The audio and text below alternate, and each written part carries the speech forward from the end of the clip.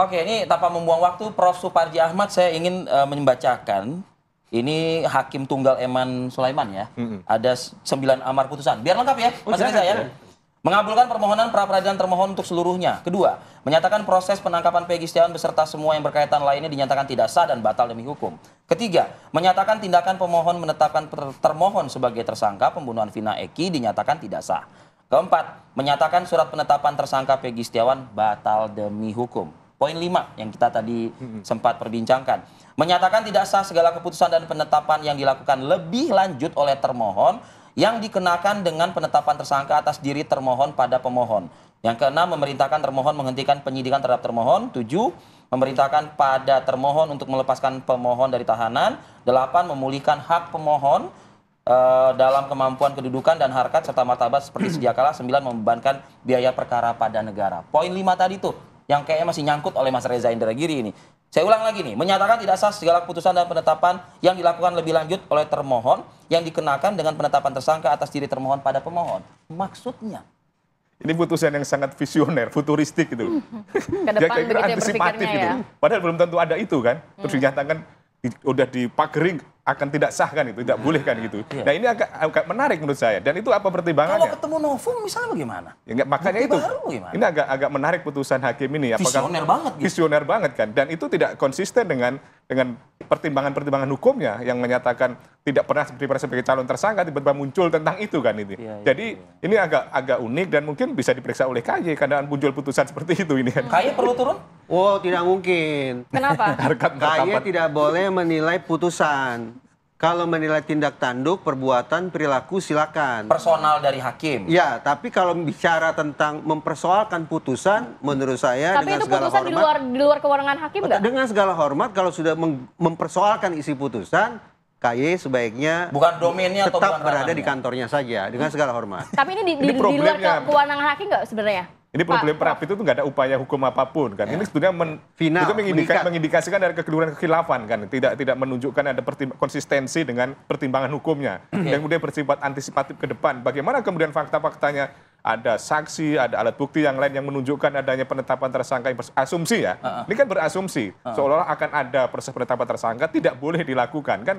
Kan tidak boleh dengan asumsi. Tapi kalau pihak kepolisian ternyata menetapkan tersangka lagi kepada Peggy, berarti nantinya akan panjang dong urusan. Ya, apakah terikat dengan putusan ini? Kan tidak. BPN bisa mengikat terhadap putusan Prapit ini terhadap langkah-langkah hukum yang akan dilakukan.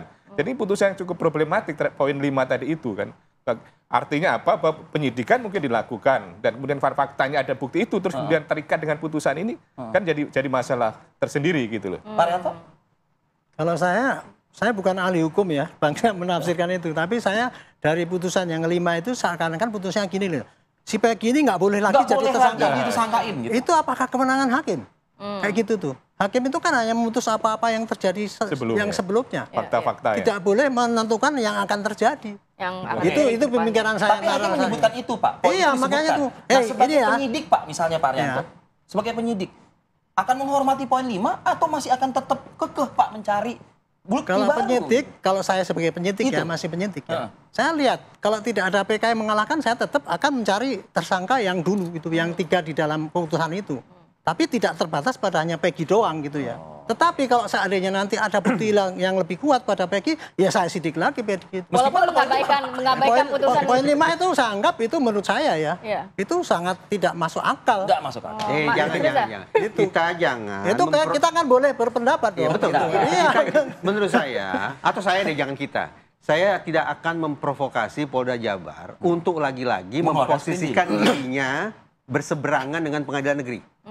Untuk lagi-lagi berseberangan. Lagi-lagi kenapa bisa dikatakan lagi-lagi? Pertama, masih ingat ketika preskon, Polda Jabar mengatakan 2 DPO fiktif Ya. tanpa ada proses hukum apapun. Itu kan berarti bertentangan, berseberangan, berhadapan-hadapan dengan Nggak pengadilan putusan negeri. pengadilan. Satu. Yang kedua, pada saat preskon disebutlah, maaf ini, Peggy Setiawan ini adalah orang pertama yang melakukan ruda paksa.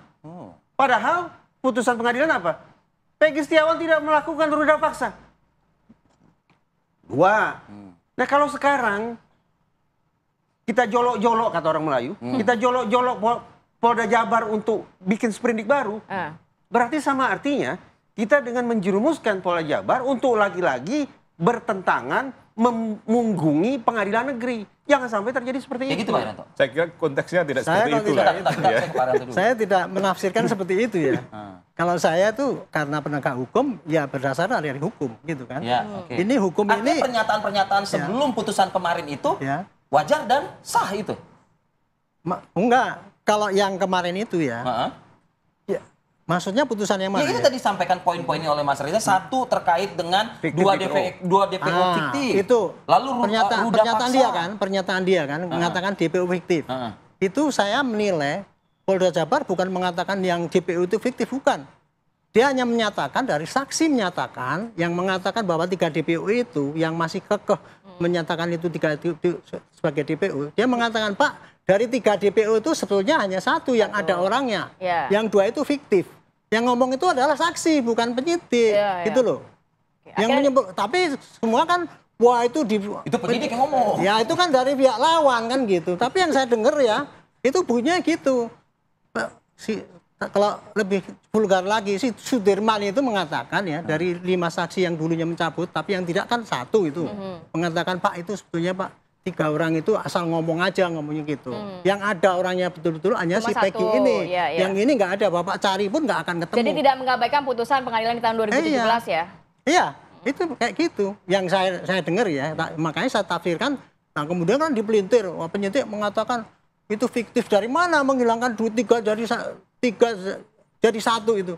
Padahal bukan gitu yang terjadi. Oke, Prof, kalau melihatnya ini harus seperti apa berarti nanti? Kita kan juga pengen kasus ini terungkap dengan jelas. Selain juga tadi sebenarnya ada poin kelima, bagaimana nanti pihak kepolisian mengambil langkah atas tersangkanya Peggy dengan sprindik baru dan lain sebagainya. Tapi cukup potensial nggak kasus ini terungkap?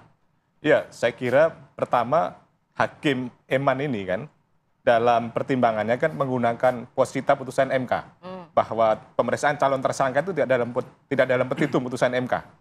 Dengan demikian posita pun dari Hakim Eman itu juga menjadi perhatian bahwa tidak ada pemeriksaan calon tersangka yang menyebabkan petitum tadi itu. Yeah. Maka oleh karenanya mengingat ya sekali lagi bahwa pertimbangan itu menjadi bagian penting dalam proses penegakan hukum sebagaimana Prapit ini juga, maka tidak ada salahnya juga bagi Polda Jawa Barat untuk melakukan pemeriksaan calon tersangka seandainya memang ada keyakinan cukup alat bukti dalam konteks penetapan tersangka oleh Peggy.